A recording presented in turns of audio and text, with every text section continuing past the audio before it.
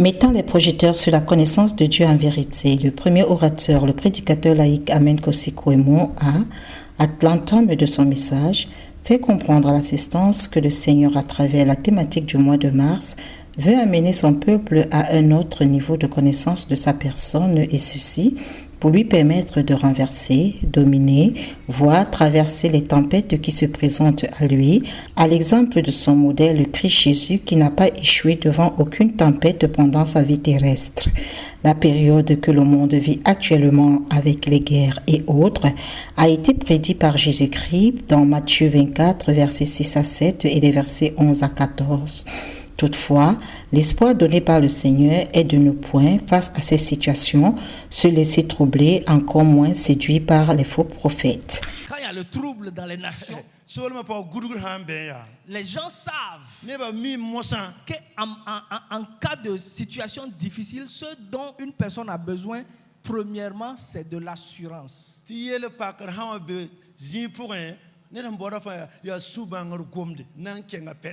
Donc, ils profitent de la situation pour apporter une fausse assurance aux gens. Pas des paroles de séduction. Il dit plusieurs faux prophètes s'élèveront et ils séduiront beaucoup de gens.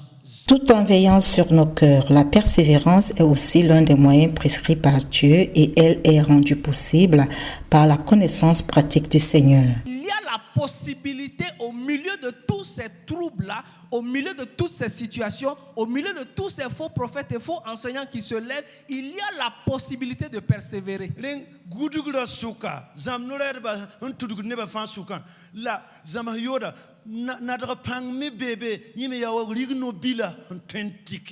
Donc ici, ce qu'il y a, c'est de savoir comment est-ce que au milieu de tout ça, je peux persévérer, je peux rester ferme. Il dit, mais ceux du peuple qui connaîtront leur Dieu, ceux qui auront une connaissance pratique de leur Dieu,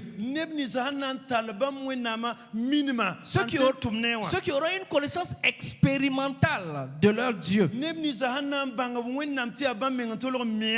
Il dit, c'est ceux-là qui agiront avec fermeté, ou bien qui resteront fermes, ou bien qui resteront debout. Ceux qui connaîtront leur Dieu, pas ceux qui entendront parler de Dieu, pas ceux qui reçoivent des bénédictions de Dieu, pas ceux qui manifestent les dons spirituels, pas ceux qui opèrent des miracles. Si malgré le fait que Saül a été choisi, oint et établi, mais a échoué, dira l'orateur, c'est du fait de sa désobéissance à la parole de Dieu. Et quiconque rejette la parole de Dieu, rejette la personne de Dieu, la présence de Dieu et la connaissance de Dieu. L'obéissance intégrale à la parole de Dieu apporte toujours un résultat positif et Pierre ne dira pas le contraire, lui qui, après une nuit de pêche sans rien obtenir, accepte de jeter son filet en eau profonde suite à la parole de Jésus-Christ. Non seulement il a fait une pêche miraculeuse, mais est aussi devenu un pêcheur d'hommes. L'obéissance partielle entraîne la désolation et c'est le parfait de la bénédiction de Dieu, dira l'orateur. Si le peuple de Dieu est détruit par manque de connaissances, comme le dit Osée 4, verset 6, le second orateur, l'apôtre Gilbert Kaboré, en mettant l'accent sur la parole, a exhorté l'assistance à toujours déclarer ce qu'elle désire voir et non ce qu'elle perçoit, vit ou a. Ne parlez pas ce que vous voyez. Parlez ce que vous voulez. Dieu voyait les ténèbres. Dieu n'a pas parlé des ténèbres. Dieu voulait la lumière. Dieu a dit que la lumière soit. Et la lumière fut. C'est ce qu'il voulait voir.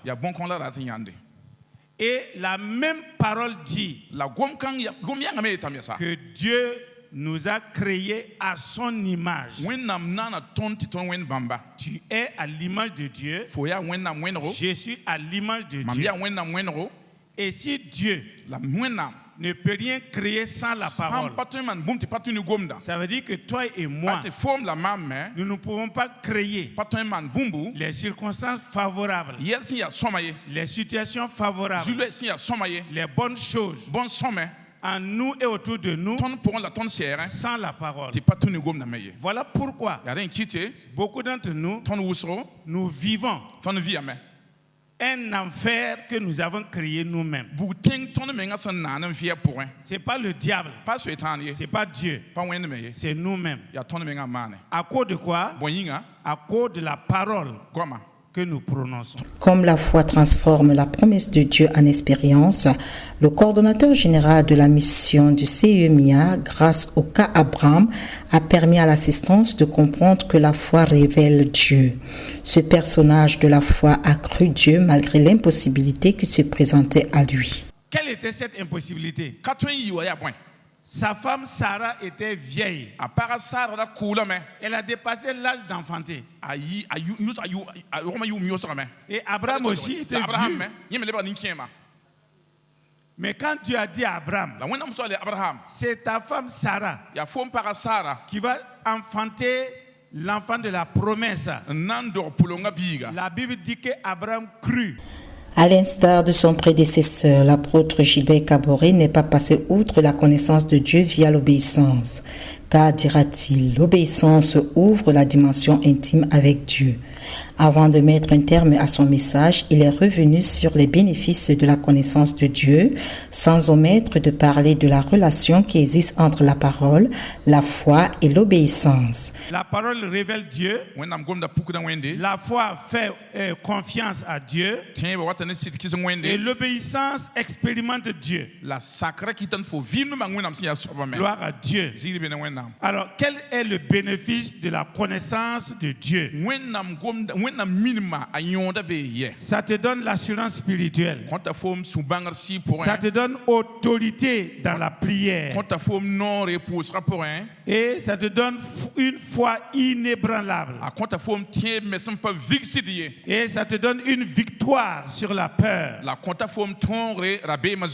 Et ça te donne une manifestation des miracles. C'est par des moments de prière que s'est clôturée cette première matinée du séminaire d'enseignement des pasteurs, leaders, responsables d'église et des chrétiens.